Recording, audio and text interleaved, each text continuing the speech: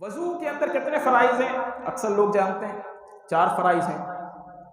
چہرہ دھونا، دونوں ہاتھ کہنیوں سمیت دھونا، چوتھائی سر کا مسح کرنا اور ٹخنوں سمیت پاؤں دھونا. دیکھیے سب سے پہلے ہم تفصیل میں چلتے ہیں. چہرہ دھونا. چہرہ دھونا کس کو کہتے ہیں؟ چہرہ یہ جو فیس ہے جس سے ہم ایک دوسرے کا سامنا کرتے ہیں اس کو چہرہ کہتے ہیں. اب چونکہ میں نے امامہ بھی پہنا ہوا ہے، جہاں سے سر کے بال اگنا شروع ہوتے ہیں وہاں سے لے کر تھوڑی کے نیچے تک، اور ایک کان کی لو سے دوسرے کان کی لو تک، یہ پورا چہرہ ہے. تو اس انداز میں چہرے کو دھونا ہے کہ کوئی بھی جگہ بال برابر بھی خشک نہ رہ جائے ورنہ وضو نہیں ہوگا. اب بہت سے حضرات جلدی میں کیا کرتے ہیں، وضو کرتے تو ہیں لیکن کچھ سائڈوں کا جو حصہ ہے کان کے ساتھ کا وہ خشک رہ جاتا ہے. ہمارے دوست کئی ایسے کر جاتے ہیں، احتیاط نہیں کرتے تو وہ سامنے کا حصہ تو دھل جاتا ہے لیکن اس کو کنارے کا جو حصہ ہے وہ باقی رہ جاتا ہے. اس کے اندر احتیاط کیا کرنی ہے؟ دیکھیے سردی کا موسم میں کوئی شخص اگر زور سے اپنے ہونٹ کو بند کر کے اب پانی منہ میں ڈال رہا ہو تو یہ جو حصہ ہے جو دھلنے سے رہ گیا وضو نہیں ہوگا. کسی نے آنکھ زور سے بند کر رکھی ہے، اب جو آنکھ بند کرنے کی وجہ سے جو جلد تھوڑی سی مڑ گئی دھلنے سے رہ گئی، وضو نہیں ہوگا. تو اس انداز میں پورے چہرے کو دھونا ہے کہ جہاں سے سر کے بال اگنا شروع ہوتے ہیں وہاں سے لے کر تھوڑی کے نیچے تک یہ پورا حصہ دھل جائے، بال برابر بھی جگہ باقی نہ رہے. خواتین بھی اس کو نوٹ کریں کہ کس انداز میں چہرہ دھونا ہے کہ بال برابر بھی جگہ باقی نہ رہے. اب دیکھیے جن لوگوں کی داڑھی ہوتی ہے ان کے ساتھ مسئلہ یہ درپیش آتا ہے، میری داڑھی ہلکی ہے، یعنی جلد آپ کو نظر آ رہی ہوگی ہلکی ہلکی داڑھی ہے، ٹائم ہو گیا لیکن داڑھی میری ہلکی ہے. بعض لوگوں کی داڑھی بہت گھنی ہوتی ہے، بہت گھنی ہوتی ہے. جیسے ہمارے کچھ بھائی بیٹھے ہیں یہاں پر تو ان کی داڑھی جو ہے وہ ہمارے مؤذن صاحب ہیں، امام صاحب، ان کی داڑھی گھنی ہے. جن لوگوں کی داڑھی گھنی ہو تو وہ کیا کریں گے، جلد کو کیسے دھوئیں گے؟ تو شریعت نے یہ چھوٹ رکھی ہے کہ جن کی داڑھی گھنی ہے انہوں نے جلد کو نہیں دھونا ہے بلکہ جو بال ہے چہرے کے ارد گرد جو بال ہے وہ دھل جائیں.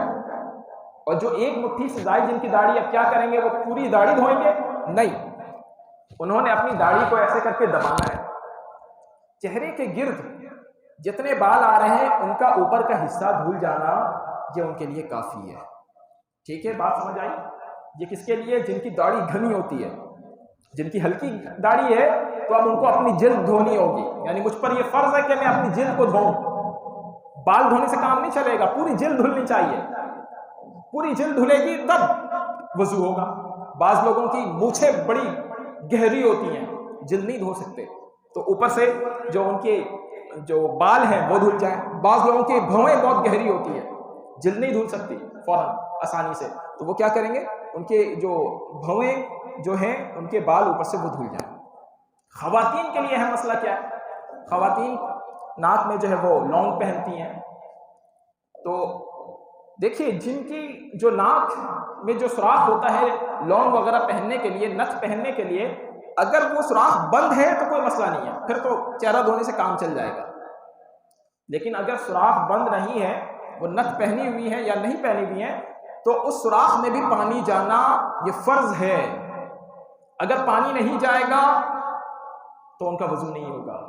تو جو نتھ انہوں نے پہنا ہوا ہے اس کو انہوں نے حرکت دینی ہوگی. اگر وہ نارمل ہے، ہلتا ہے، آرام سے پانی چلا جاتا ہے تو کوئی حرج نہیں ہے، لیکن اگر سخت ہے تو اس کو حرکت دے کر پانی پہنچانا ضروری ہے. یہ خواتین کے لیے بہت اہم مسئلہ ہے کیونکہ خواتین نتھ پہنتی ہیں. تو چہرہ دھوتے وقت ان کو یہ خیال کرنا ہے کہ نتھ کے سوراخ میں جو ہے، ناک کے سوراخ میں وہ پانی جائے، یہ ان کے لیے فرض ہے ورنہ وضو نہیں ہوگا. یہاں پر 2 اہم باتیں جو بتانے سے رہ گئی. دھونا کس کو کہتے ہیں؟ دھونا کس کو کہتے ہیں؟ اعضائے وضو میں سے ہر حصے میں 2 قطرے پانی کے بہہ جائیں، اس کو دھونا کہتے ہیں. یعنی ہر حصے سے پانی کے 2 قطرے بہہ جائیں. اگر کسی نے ہاتھ پھیر لیا، تیل کی طرح چپڑ لیا تو اس کو دھونا نہیں کہیں گے. اس سے وضو نہیں ہوگا۔ مثال کے طور پر کسی نے بتایا بھائی آپ کا جو چہرہ یہاں سے سائڈوں سے رہ گیا، اس نے کیا کیا، پانی تھا ایسے کر لیا، اس نے کہا کہ بس اب یہ تو گیلا ہو گیا، نہیں، یہ دھونا نہیں کہلائے گا۔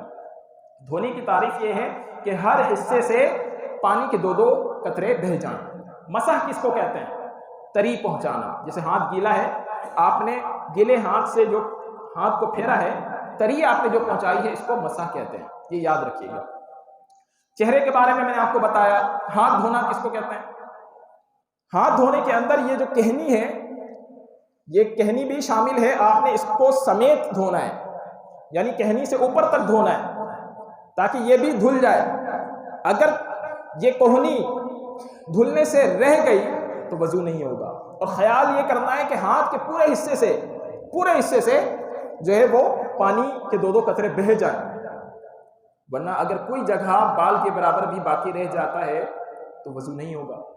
جو لوگ ہاتھ میں انگوٹھی پہنتے ہیں، اب میں نے انگوٹھی پہنی ہے، اب میں کیا کروں گا کہ اس کے نیچے بھی پانی پہنچانا ہے، تو میں نے حرکت دینی ہوگی اس کو، یہ میں حرکت دے رہا ہوں انگوٹھی کو، تو وضو کرتے وقت انگوٹھی کو حرکت دینی ہوگی۔ جن کی بغیر حرکت دیے پانی بہہ جاتا ہے اس کے نیچے سے تو کوئی ایشو نہیں ہے، ٹھیک ہے، لیکن بغیر حرکت دیے جن کا پانی نہیں بہہ جائے گا اس کے نیچے سے تو حرکت دینی ہوگی۔ اسی طرح خواتین کے لیے ہم مسئلہ ہے، وہ ہاتھ میں چونکہ چوڑیاں پہنتی ہیں، دیگر چیزیں پہنتی ہیں، بعض لوگ دھاگے پہن لیتے ہیں، کچھ اور چیزیں پہن لیتے ہیں، تو اس کے نیچے بھی پانی کا گزرنا ضروری ہے۔ اگر پانی اس کے نیچے سے نہیں گزرا، نہیں دھلا ہاتھ، تو وضو نہیں ہوگا۔ اگر اس کو حرکت دینے سے دھل جاتا ہو تو حرکت دے دے، اور اگر اتنا سخت ہے، ٹائٹ ہے کہ وہ حرکت ہل بھی نہیں سکتا، تو اس کو اتار کر ہاتھ دھونا یہ فرض ہے۔ تیسری چیز ہے مسح کرنا، یعنی احناف کے نزدیک یہ ہے کہ 1/4 سر کا مسح کرنا یہ فرض ہے، یعنی آپ نے سر کے 4 حصے کیے ہیں تو ایک حصہ، کم سے کم ایک حصے میں جو تری ہے وہ پہنچ جائے۔ آپ نے مسح کیا ایسے کر کے، کم سے کم ایک حصہ جو ہے وہ تر ہو جائے، آپ کے ہاتھ کی جو تری ہے وہ پہنچ جائے، تو آپ کا یہ فرض، تیسرا فرض ادا ہو جائے گا۔ چوتھا فرض کیا ہے؟ پاؤں کو ٹخنوں سمیت دھونا۔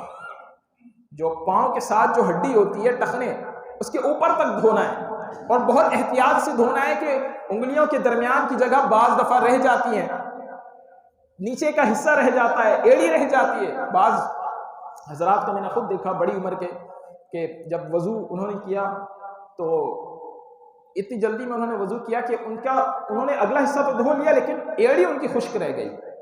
رسول اللہ صلی اللہ تعالی علیہ وسلم کی حدیث ہے، اس کا مفہوم ہے کہ خشک ایڑیوں کے لیے آگ کا عذاب ہے۔ خشک ایڑیوں کے لیے آگ کا عذاب ہے، یعنی جو لوگ وضو کرتے ہیں اور ایڑی خشک رہ جاتی ہے، جو پاؤں کا جو پچھلا حصہ ہوتا ہے، ایڑی جو سائڈوں کا جو ہوتا ہے، ٹخنے کے نیچے کا حصہ جن کا خشک رہ جاتا ہے تو ان کا وضو نہیں ہوتا۔ اب ذرا غور کیجئے، اگر وضو نہیں ہوگا تو نماز کیسے ہوگی؟